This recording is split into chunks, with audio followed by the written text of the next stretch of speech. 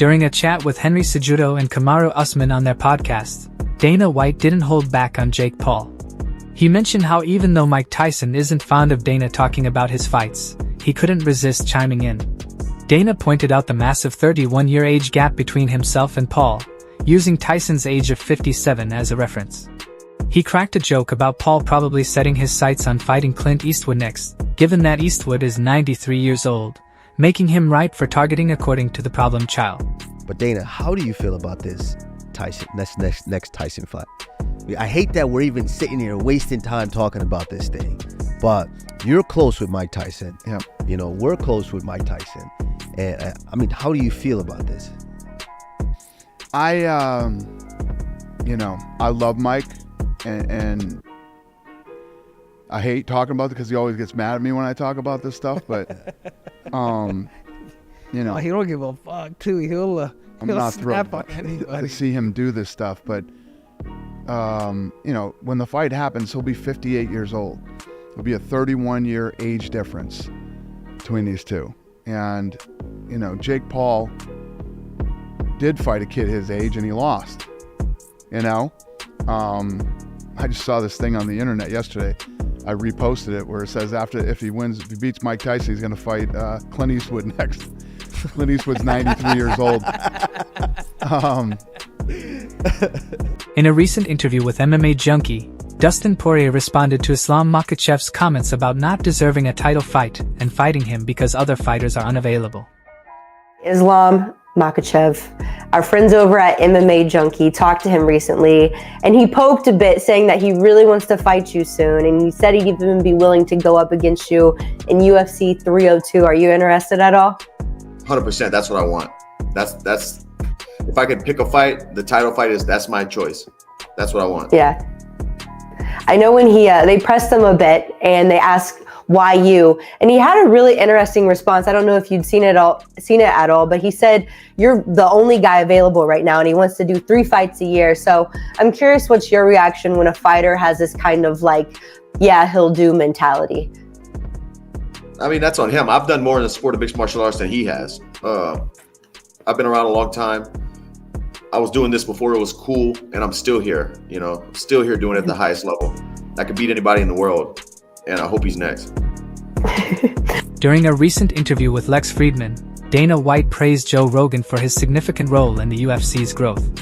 White highlighted how Rogan, despite being one of the world's most popular podcast hosts and running a comedy club, consistently makes time to support the UFC. It's like going through COVID. I wasn't laying any of these people. Some of these people have been with me for 20 years. We're gonna lay them off. This motherfucker will burn, Yeah. before I would do that to my people. It's just never. None of that type of stuff is ever going to happen while I'm here. I can't say what's going to happen when I leave, but when I'm here, the people who are with me and have been with me, they know exactly what's up, and Joe knows what's up, and again, it's a two-way street.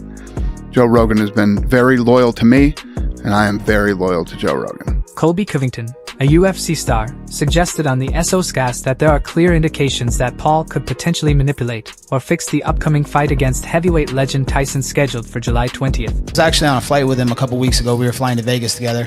Sweetest guy in the world. He doesn't look like that right now, and that's definitely not how he's hitting pads. That's from years prior. But all of Jake Paul's accomplishments have been rigged. They've set up the deck against him from the start. Look, he fought the shortest guy in the NBA to start his career against Nate Robinson. Yeah, Nate Robinson. He had like a 70-pound advantage. Everybody was like pissed. Like, you think you're tough because of that? Yeah. That doesn't make you tough, dude, just because you're beating up little guys and being a bully. The second fight, look, there's like a little hand signal where he's like this, and Woodley puts his hand down and he knocks him out. Really? Yeah, dude, it's a freak show. Every one of Jake Paul's fight is rigged. Even Nate Diaz?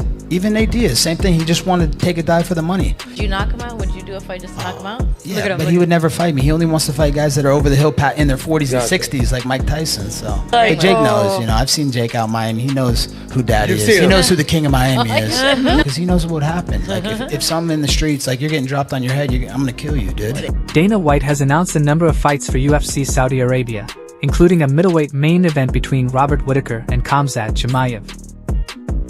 Air live and free on ABC, and the main event will be former middleweight champion Robert Whittaker versus 13-0 undefeated Khamzat Chimaev to see who will be the #1 contender for the UFC middleweight championship.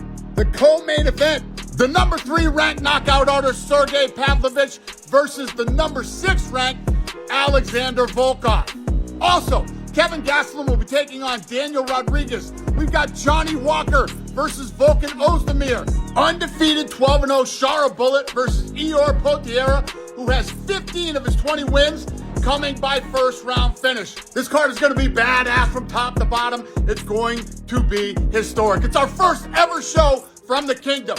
Tickets go on sale soon, so make your plans for UFC Saudi Arabia, June 22nd, live and free on ABC.